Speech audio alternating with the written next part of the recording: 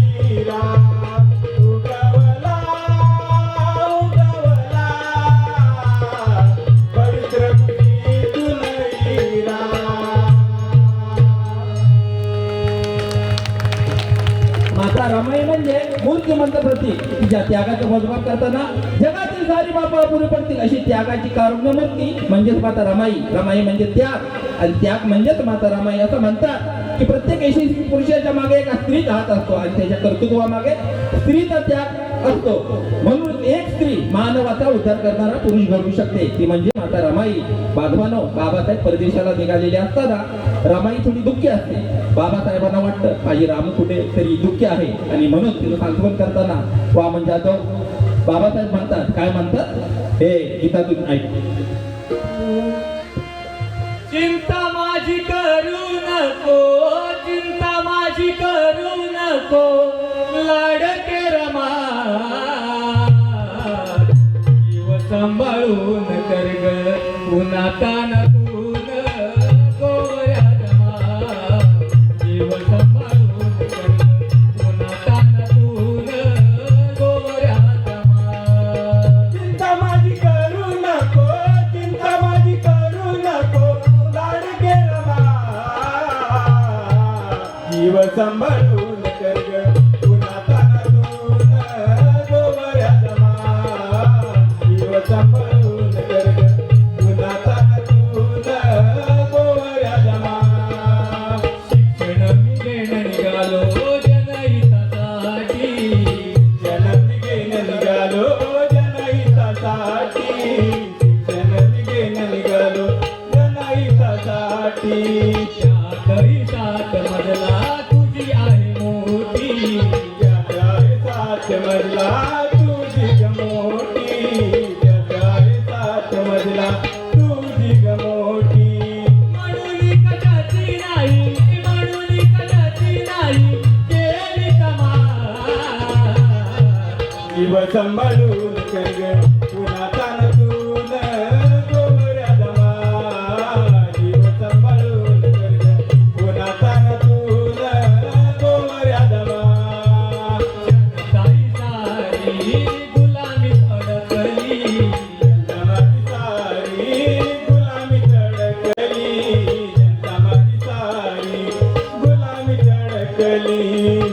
माझ्या वेड्याने मने तडकली, माझ्या बेड्यानं मन तडकली, माझ्या बेड्यानं मन तडकली. व्यथा माझ्या जनतेच्या, व्यथा माझ्या जनतेच्या हृदयात मार. जीव सांभाळून कर ग पुन्हा तानातून गोवऱ्या जमा, जीव सांभाळून कर ग पुन्हा तानातून गोवऱ्या जमा. सन्मानाने करेन मी सर्वांची रक्षा, सन्मानाने करीन मी सर्वांची रक्षा, सन्मानाने करीन मी सर्वांची रक्षा. बौद्ध धम्माची देऊन दीक्षा, बौद्ध धम्माची देऊन दीक्षा, बौद्ध धम्माची देऊन दीक्षा. लिनावाम नाही राहील, लिनावाम नाही राहील भूत समाज.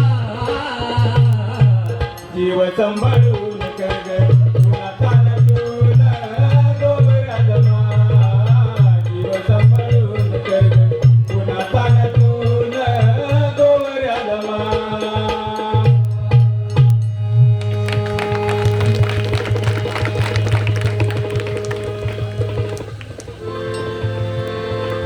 अंधारातून प्रकाशाकडे जाणारा ज्ञानाचा दीपस्तंभ अर्थात सम्यक संबुद्ध तथागत भगवान गौतम बुद्ध.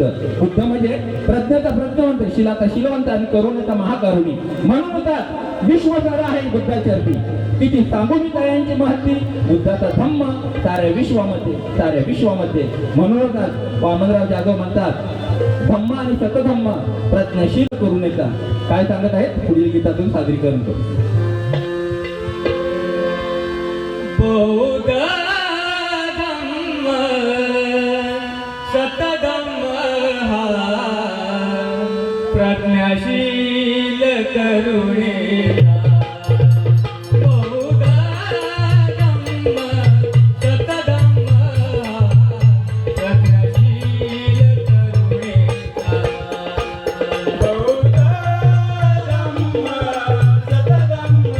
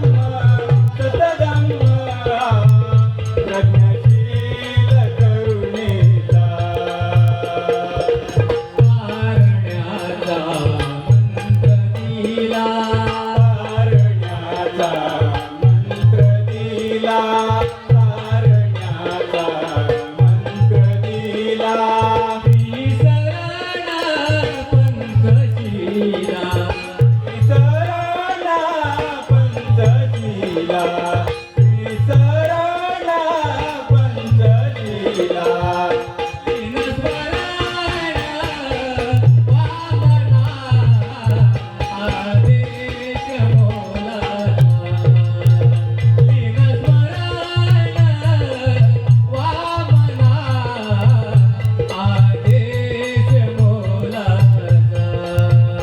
बौद्ध धम्म सतधम्म प्रज्ञशील करुणेचा बौद्ध धम्म सतधम्म प्रज्ञशील करुणेचा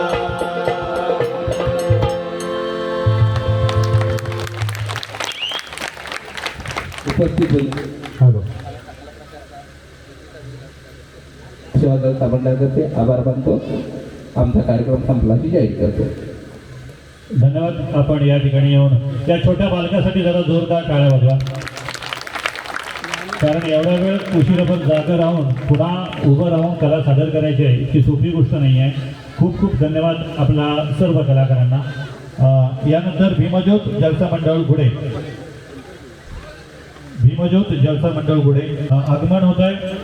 आपल्या कलेच्या माध्यमातून ते या ठिकाणी प्रबोधन करणार आहेत. तुम्हा सर्वांचं मी या मंडळाच्या वतीनं मनपूर्वक हार्दिक स्वागत करतो. 95 कलमे, 8 परिशिष्टे आणि 22 परिभाग असणारं भारतीय संविधान 395 कलमेच का लिहिली बाबासाहेबांनी? तर बाबासाहेब ज्यांना गुरु मानत होते ते महात्मा ज्योतिबा फुले यांनी पुण्यामध्ये जी शाळा काढली होती तिचा क्रमांक होता 395, आणि म्हणून बाबासाहेबांनी आपल्याला गुरुला अभिवादन करण्यासाठी 395 कलमाचं संविधान